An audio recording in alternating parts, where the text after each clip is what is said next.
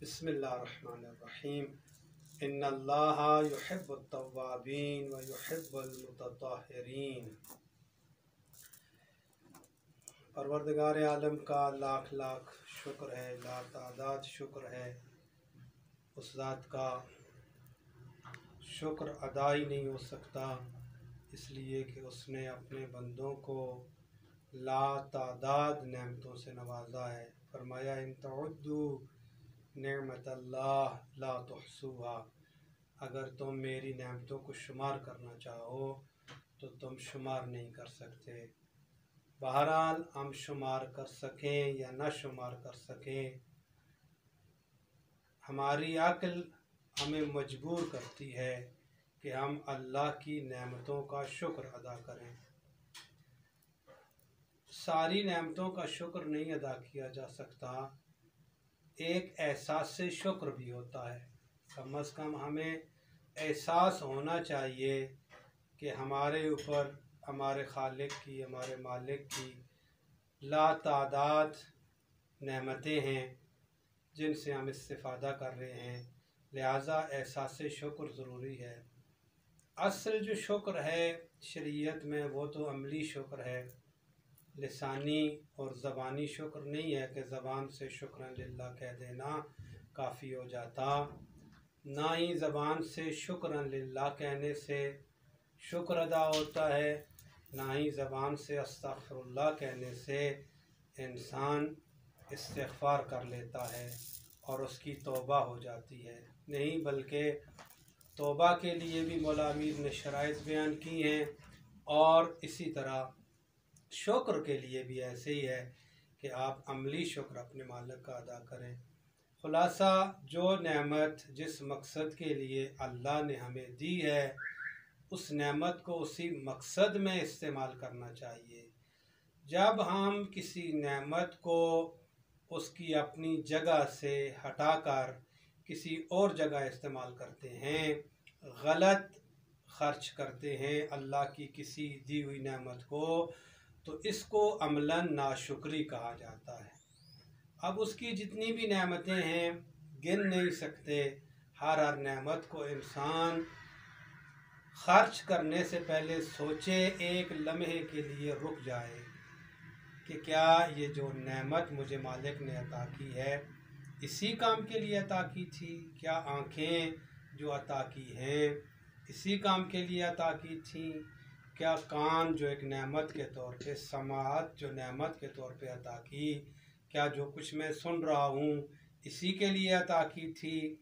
क्या ज़बान जो मैं कह रहा हूँ इसी के लिए मुझे अता की थी? क्या जिस मकसद के लिए उसने मुझे ये नेमतें अता फरमाई थी?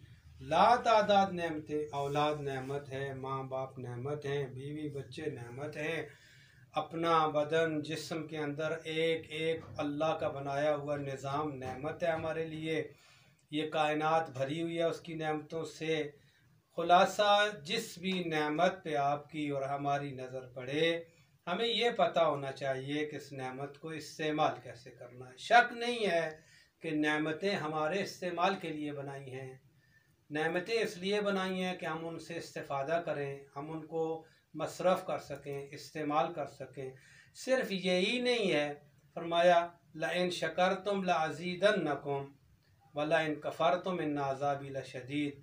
अगर मेरी नेमतों को सही इस्तेमाल करोगे, सही इस्तेमाल करना शुक्र है, तो मैं लातादाद फरावान नेमतें और भी तुम्हें अता करूँगा।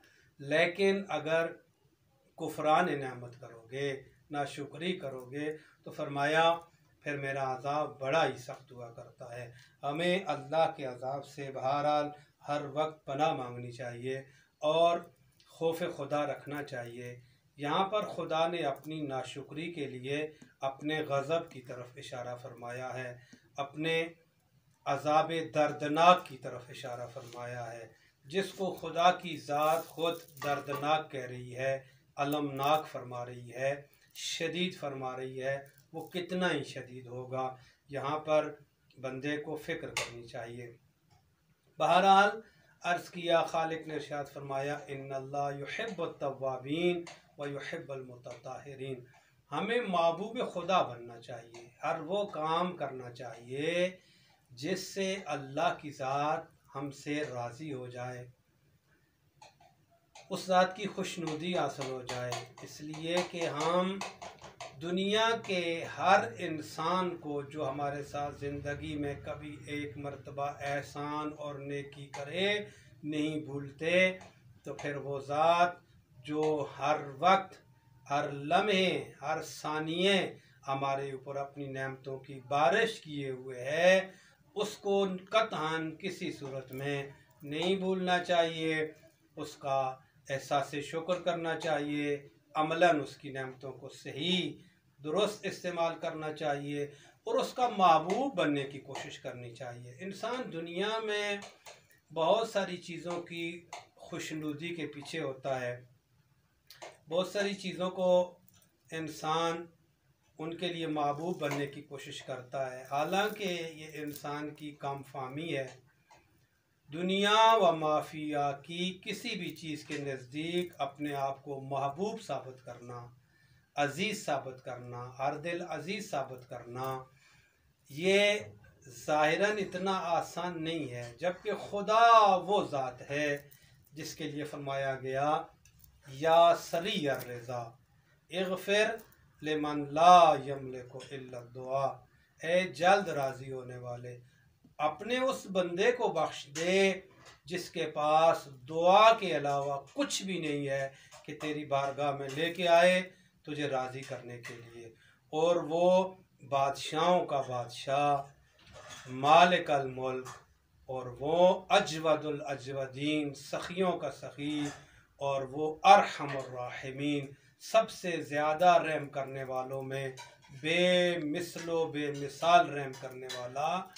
वो इतनी ताकतों का मालिक होने के बावजूद इतना करीम, इतना मेहरबान, इतना शफीक और इतनी अतूफ़त वाली ज़ात है, इतनी जल्द राज़ी होने वाली ज़ात है कि जिसकी बारगाह में हम फ़कत हाथ जब उठाते हैं, शर्त ये है कि ये जब हाथ उठाए जा रहे हों तो इंसान का बातन उसका साथ दे रहा हो, इंसान कल्बी तौर पर, दिली तौर पर, हकीकी और वाकई तौर पर अपने मालिक के सामने इल्तिजा, इल्तिमास, दुआ, दरख्वास्त कर रहा हो, तो फिर वो कभी रद्द नहीं करता। फरमाया या सरियर रिज़ा इग़फ़िर लिमन ला यमलिकु इल्ला दुआ फ़इन्नका फ़आलुन लिमा तशा, तू वो ज़ात है जो चाहे वो कर सकता है, तेरे लिए कोई रुकावट नहीं है, तेरे लिए कोई मुश्किल नहीं है। या मनिस्मुहु दवा व ज़िक्रुहु शफ़ा, तू है, तेरा नाम नामी दवा है। अल्लाह तो अल्लाह है, उस ज़ात का इस्म गिरामी, नाम नामी, या मनिस्मुहु दवा, जिसके नाम में हर किस्म की दवा पाई जाती है, और वो अजीब ज़ात है। ज़िक्रुहु शफ़ा, उसका ज़िक्र शिफा है। अल्लाह ताला का ज़िक्र इंसान के लिए शिफा है। ये किस काम के लिए शिफा है? या मनिस्मुहु दवा व ज़िक्रुहु शिफा, उसका ज़िक्र किस चीज़ के लिए शिफा है? उसका ज़िक्र हर बीमारी के लिए शिफा है। कोई बीमारी ऐसी मुतसव्वर नहीं है, किसी के तसव्वुर में नहीं हो सकती, बल्कि कोई बीमारी हो ही नहीं सकती, चाहे वो रूहानी हो, चाहे वो जिस्मानी हो, जिसके लिए उसका नाम नामी दवा ना हो और उसका ज़िक्र और उसकी याद शिफा ना हो। हर बीमारी के लिए बस हमें अपनी बीमारियों को दर्क करना चाहिए। हमारे अंदर कितनी बीमारियां हैं, रूहानी कितनी हैं और जिस्मानी कितनी हैं। लातादाद रूहानी बीमारियों का शिकार हैं हम, और बेशुमार जिस्मानी बीमारियों का शिकार हैं हम। बस इन सब बीमारियों का इलाज ज़िक्र खुदा है।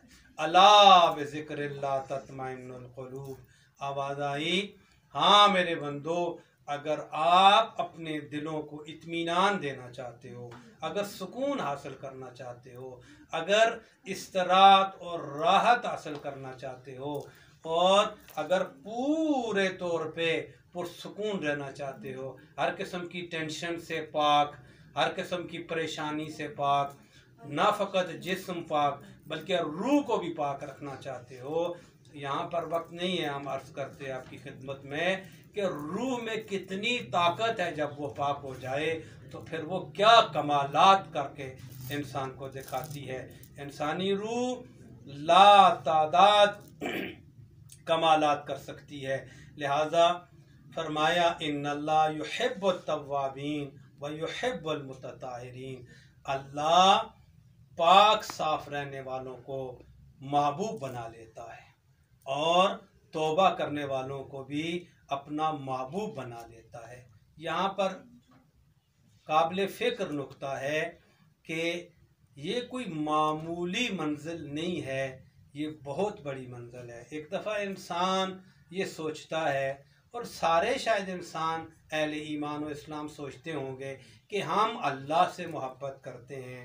शायद ये कहना इतना मुश्किल ना हो, अगरचे हकीकत में ये भी आसान नहीं है कि हम अल्लाह के मुहिब हैं, अल्लाह से मोहब्बत करते हैं। हालांकि ये हमारा फ़कत दावा है, हमें अल्लाह से मोहब्बत हकीकतन नहीं है।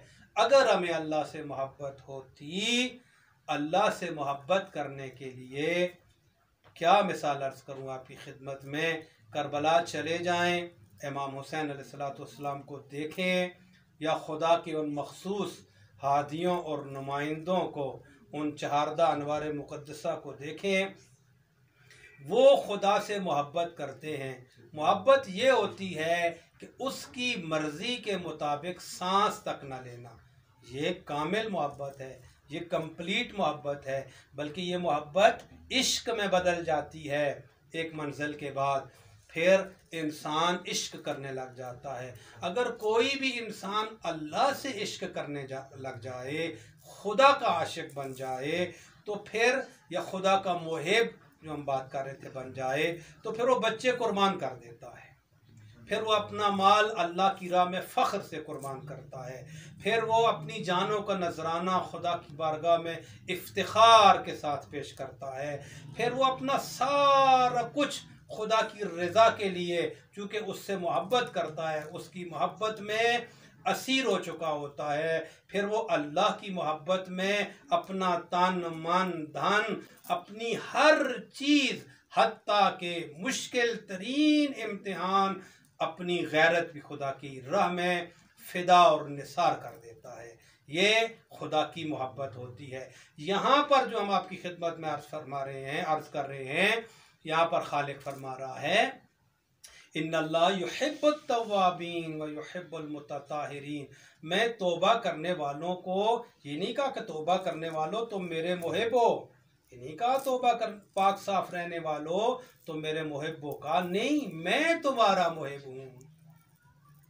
है पाक रहने वालों, है तौबा करने वालों, तुम महबूब हो, मैं तुम्हारा मुहिब हूँ, मैं तुम्हारा आशिक हूँ, मैं तुम्हारा चाहने वाला हूँ।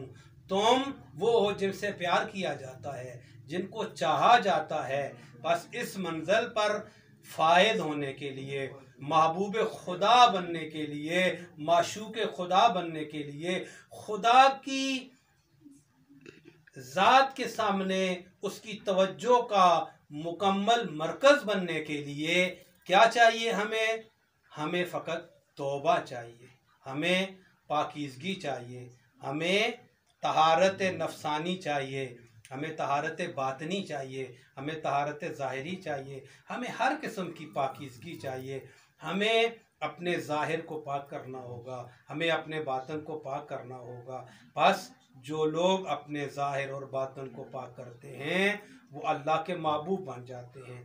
ज़ाहिर पाक होता है ज़ाहिरी चीज़ों से, और बातन पाक होता है, उसके लिए अलग एक रास्ता होता है।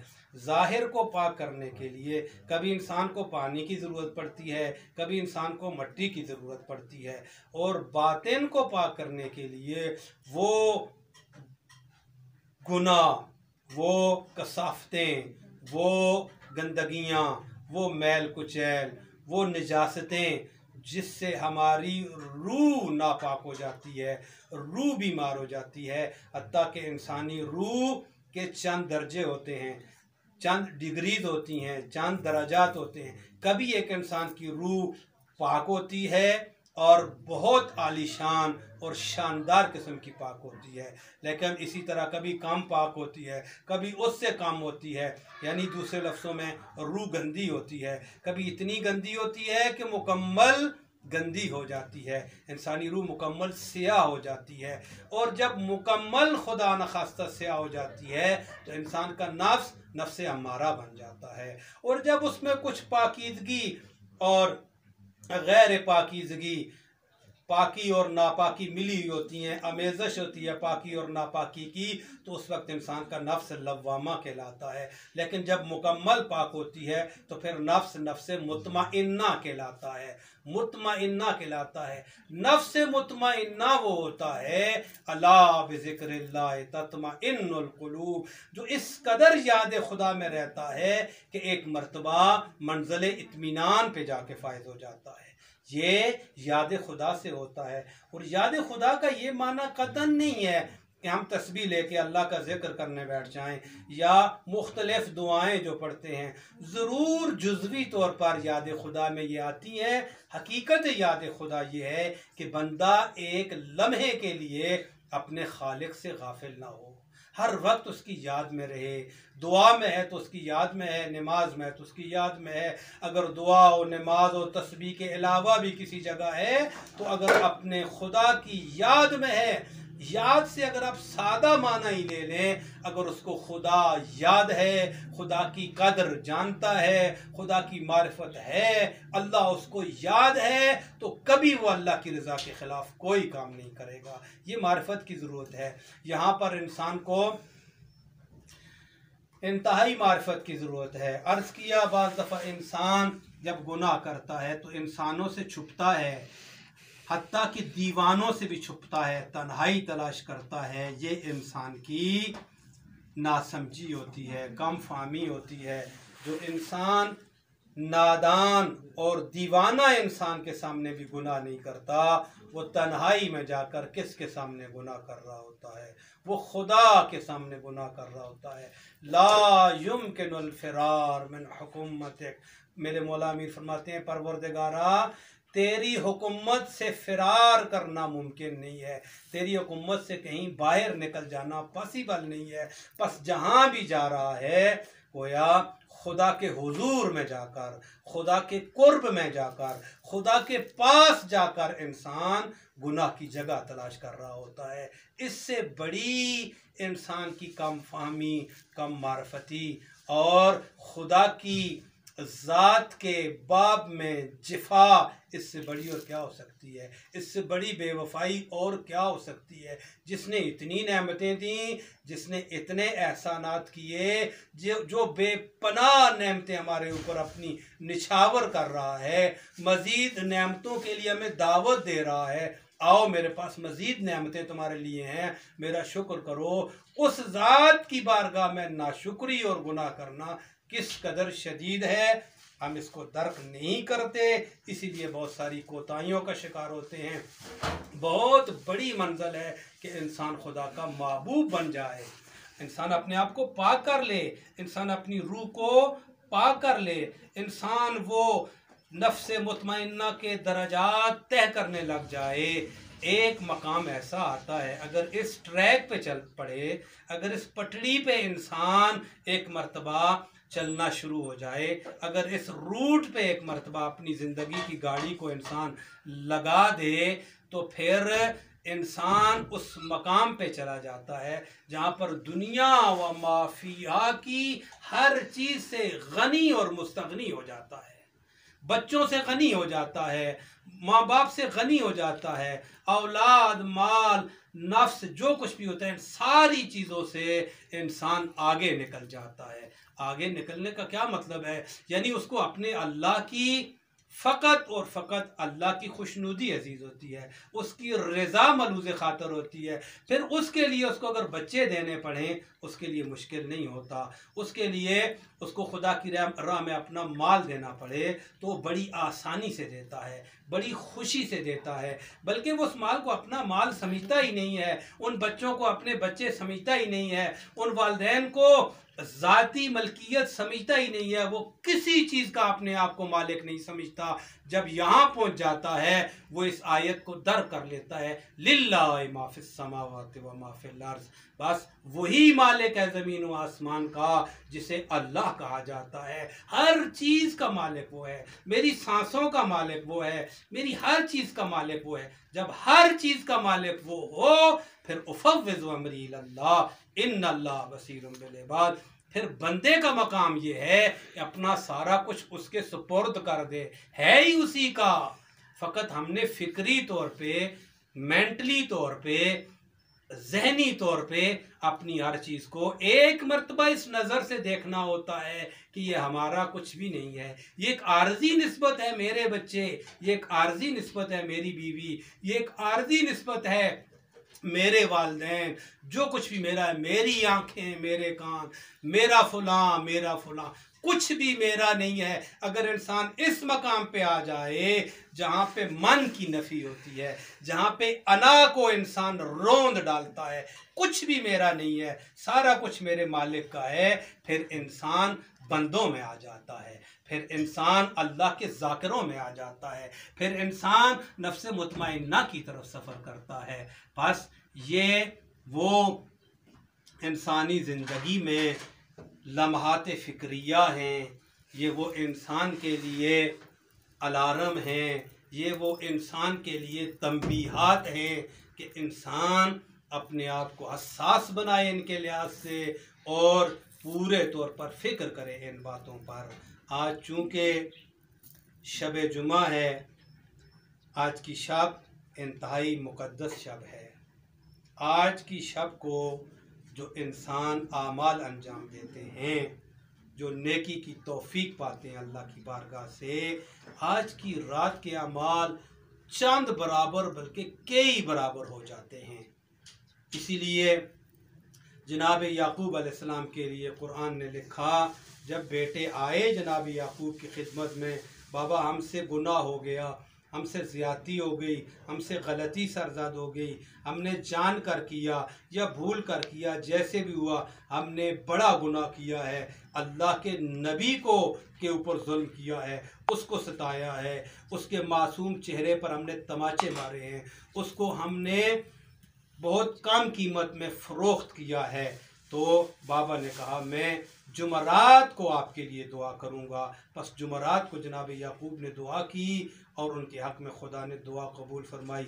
आज चूँकि शब जुमा है, एक दो ही जुमले जनाब यूसुफ़ अलैहिस्सलाम से जो अभी जहन में आए अर्ज़ कर दूँ आपकी खिदमत में। जनाब यूसुफ़ अलैहिस्सलाम को जो उनके भाइयों ने तमाचा या तमाचे मारे, ये कोई मामूली जुल्म नहीं था जो उन्होंने किया। जनाब यूसुफ़ को कुएं में डाला, मामूली जुल्म नहीं था। जनाब यूसुफ़ को बाज़ार मिस्र में ले गए बेचने के लिए, अल्लाह अकबर, अल्लाह के नबी को, तो ये कोई मामूली जुल्म नहीं था। लेकिन कायनात के सारे यूसुफ़ उस हुसैन अलैहिस्सलाम की औलाद पे कुर्बान हो जाएं, जिस मौला अलैहिस्सलाम की आज रात है। आज की रात को इमाम हुसैन अलैहिस्सलाम के हरम मुताहर में मलाइका का एक तांता बना हुआ होता है। आज मलाइका आसमानी इमाम हुसैन अलैहिस्सलाम की ज़ियारत के लिए तशरीफ़ लाते हैं। कितना बड़ा इंसान है हुसैन अपने अल्लाह की बारगाह में, जिसकी बारगाह में मलाइका अल्लाह की बारगाह को छोड़ कर आते हैं और अपने पर जिस ज़मीन पर मस करते हैं, अपने पर जिस तुरबत से मस करते हैं, अपने पर जिस कब्र से मस करते हैं, वो कब्र हुसैन है, वो तुरबत हुसैन है, वो ज़मीन करबला है जहाँ पर मलाइका आकर अपने परों को मस करते हैं और अल्लाह की बारगाह में ख्वाहिश करते हैं हर मलक, परवरदिगारा मेरी बारी कब आएगी, मैं कब इमाम हुसैन की ज़ियारत के लिए जाऊँगा। उस हुसैन ने, आज़ादाराने हुसैन, अल्लाह की मोहब्बत में, अल्लाह के इश्क में जो कुर्बानियाँ दी हैं वो हमारे लिए दर्स है, छोटा सा दर्स नहीं है। हमारी ज़िंदगी में सबसे बड़ा दर्स यही है, हम करबला से कुछ सीखें, हम हुसैन जैसी ज़ात से कुछ सीखें, हम उस हस्ती से कुछ सीखें जिसने अपना सारा कुछ अल्लाह की राह में कुर्बान किया। इमाम की कुर्बानियों की कोई इंतहा नहीं है। अपना वतन छोड़ा, अपनी बहनों को साथ लिया, अपने छोटे छोटे बच्चों को साथ लिया, अपना 18 दिन का अली असगर मेरे इमाम ने अपने साथ लिया, अल्लाह की राह में निसार करने के लिए, कुर्बान करने के लिए। और हुसैन की आजमाइशों में, इमाम हुसैन के इम्तिहानों में बड़े बड़े इम्तिहान आए, बल्कि सबसे बड़े इम्तिहान आए, बल्कि जो इम्तिहान हुसैन ने दिए किसी और इंसान के हिस्से में नहीं आए।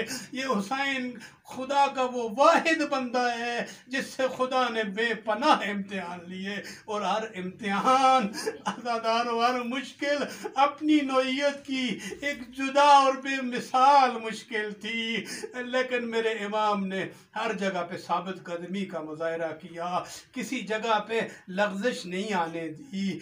इंसान इमाम ने अपने आप को नफ्से मुतमइन्ना साबित किया अल्लाह की बारगाह में। बस अज़ादारों, बड़े बड़े मसाइब आए, लातादाद मसाइब आए इमाम हुसैन पे। मौला के लिए जो सबसे बड़ी मुश्किल थी, चांद मुश्किलात मौला की बड़ी बड़ी मुश्किलों में जिनको लिखा गया है, उनमें इमाम हुसैन की प्यास की मुश्किल बड़ी मुश्किल थी। मैं कायनात निसार करूं ज़हरा के बेटे के उन तशना लबों के ऊपर जो 3 दिनों तक साकिए कौसर का बेटा होकर जिसके लब तशना रहे, और कायनात में पानी की मौजें बाकी रही, पानी का तलातम बाकी रहा, लेकिन साकिए कौसर का बेटा शदीद प्यास की हालत में, जिसकी मिसाल कोई नहीं दे सकता, मेरे इमाम ने बेपनाह कुर्बानियाँ दी, बेपनाह मसाइब देखे अल्लाह के दीन के लिए, अल्लाह की मोहब्बत में, अल्लाह के इश्क में। अर्ज़ किया, प्यास बर्दाश्त की मेरे मौला ने। और मेरे इमाम ने अली अकबर जैसा बेटा खुदा की राह में निसार किया। और जब अली अकबर की शहादत होती है तो मौला एक जुमला इरशाद फरमाते हैं जहाँ से इंसान को अंदाज़ा होता है। कहा, अकबर दुनिया बदकल अफाल, हुसैन की सारी दुनिया उजड़ गई मेरे बेटे, और जिसने अपनी सारी दुनिया अल्लाह की रजा में निसार कर दी, जिसका एक बेटा कोई मामूली शान का मालिक नहीं था। हम यूसुफ की बात कर रहे थे, ऐसे कायनात के लातादाद यूसुफ अली अकबर की जूती पे निसार हो जाए। किसी को क्या पता अली अकबर कौन था। हुसैन की दुनिया उजड़ गई।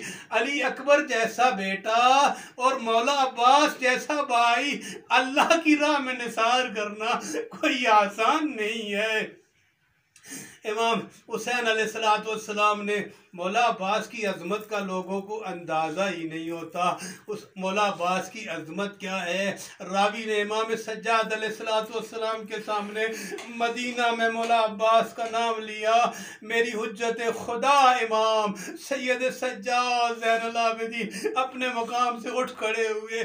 जितनी मर्तबा रावी ने नाम लिया उतनी मर्तबा और मेरा कूफा और शाम का थका हुआ मौला उतनी मर्तबा अपने मकाम से उठे, और जिसका जिगर गैरत ने पिघला दिया था, इतनी मर्तबा मेरा नईफ इमाम और मेरा कमजोर इमाम अल्लाह की राह में अपना सारा कुछ निसार करने के बाद सैयद सज्जाद बार बार उठते हैं और एक जुमला फरमाते हैं, रावी जब तक तू मेरे चचा का नाम लेता रहेगा सज्जाद खड़ा होता रहेगा।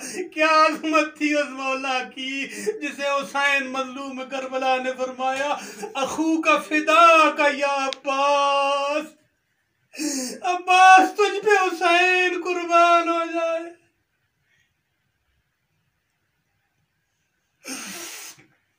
अब्बास तुझ पे हुसैन कुर्बान कुर्बान हो जाए, तुझ पे हुसैन फिदा हो जाए। किसी को क्या पता करबला में कितना बड़ा सरमाया था। अब मेरा अब्बास हुसैन के लिए, अब मेरा अब्बास हुसैन की बहनों के लिए, और मेरा मौला अब्बास हुसैन के बच्चों के लिए। सबकी निगाहें मौला अब्बास पर थी।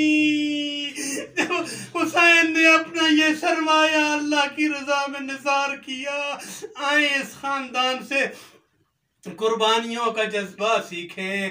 बस ज़्यादा नहीं अर्ज करना चाहता। मुश्किल तरीन इम्तिहान मेरे मौला का गैरत का इम्तिहान था, जिस गैरत के इम्तिहान ने सैयद सज्जाद को 24 साल की उम्र में शहीद कर दिया था।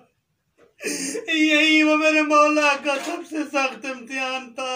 आज़ादारों, शाम के एक मकाम पे सैयद सज्जाद अलैहिस्सलाम ने एक ऐसा मंजर देखा। रसूल की गैरत बाजारों में, चौकों और चौराहों में।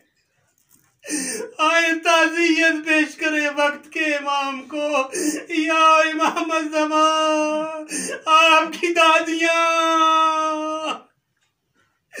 कूफा के चौकों के काबिल नहीं थी, आपकी दादियाँ शाम के चौराहों के काबिल नहीं थी। और मेरे इमाम ज़मान, आपकी दादियों को शाम में गुलामों वाले बाजार में ले जाया गया। सैयद सज्जाद ने सख्त मकाम देखा, एक जुमला इरशाद फरमाया, लम तलिदनी उम्मी, काश मेरी माँ मुझको पैदा न करती। और मेरे इमाम ज़माना, आपकी करीम बारगाह में ताज़ियत अर्ज़ है। आपकी जद नामदार सैयद सज्जाद पे वो मुश्किल भी आई, फरमाया लम तलिदनी उम्मी, मेरी माँ मुझे जन्म न देती। इन्ना लिल्लाहि व इन्ना इलैहि राजिऊन। अला लानतुल्लाह अलल कौमिज़्ज़ालिमीन व सयअलमुल्लज़ीना ज़लमू अय्या मुनक़लबिन यनक़लिबून। अल्लाहुम्मा का वास्ता, करीम अल्लाह अपने जल्द राज़ी होने का वास्ता, मौला अपने गफ़ूर और रहीम होने का वास्ता, अपने अजवदुल अजवदीन होने का वास्ता, अपने अरहमुर राहिमीन होने का वास्ता, तुझे मासूमीन का वास्ता, अंबिया का वास्ता, मुरसलीन का वास्ता, शुहदा का वास्ता। परवरदिगार आलम, जितनी जानें तेरी राह में तेरी रज़ा के लिए फ़िदा हुई हैं, उस एक एक जान का वास्ता, उस एक एक जान के एक एक कतरे खून के कतरे का वास्ता, तुझे अपने अस्माए हुस्ना का वास्ता, मौला तुझे अपनी रहमत वासिया का वास्ता, हर वो वास्ता जो तेरी बारगाह में काबिल वास्ता है। करीम अल्लाह, सब मोमिनीन मोमिनात की मुश्किलों को आसान फरमा। जिस मोमिन ज़िंदा है या मरहूम है, उसकी जो भी मुश्किल है उसको आसान फरमा। मौला जिस मोमिन की ज़िंदा है या मरहूम है, जो भी हाजत है अपनी बारगाह में कबूल व मंजूर फरमा। करीम अल्लाह, इस वक्त जहाँ पर मुसलमानों के ऊपर मसाइब हैं, आजमाइशें हैं, उन्हें साबित कदम रहने की तौफीक नसीब फरमा। परवरदिगार आलम, उम्मत मुसलमान को इत्तेहाद और इत्तेफाक नसीब फरमा। मेरे अल्लाह वास्ता मोहम्मद वाले बैत मोहम्मद का गज़ा के मुसलमानों को, गज़ा के अहले इस्लाम को कामयाबी, फिरोज़ी और कामरानी नसीब फरमा। करीम अल्लाह, उनके खून का एक एक कतरा अपनी बारगाह में कबूल मंजूर फरमा। मौला वास्ता मोहम्मद वाले बैत मोहम्मद का अपनी बारगाह से हमें तौबा की खैरात नसीब फरमा, मग़फ़िरत की भीख अता फरमा। परवरदिगार आलम, हमें मार्फत की खैरात नसीब फरमा, हमारी मार्फत को इमाम ज़माना की निस्बत से ज़्यादा फरमा।